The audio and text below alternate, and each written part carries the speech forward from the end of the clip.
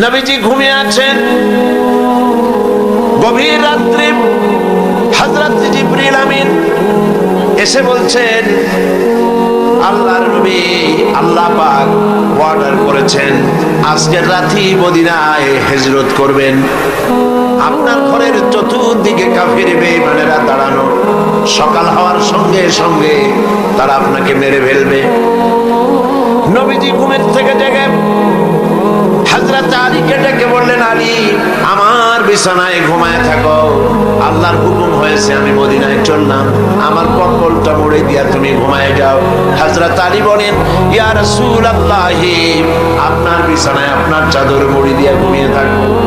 সকালবেলায় কাফির বেঈমানেরা এসে আপনার বিছানার উপরে আপনার চাদর গায়ে অবস্থায় আমাকে মুহাম্মদ সাল্লাল্লাহু আলাইহি ওয়াসাল্লাম মনে করে আমাকে কেটে টুকরা টুকরা করে বিদায় করে দেবে।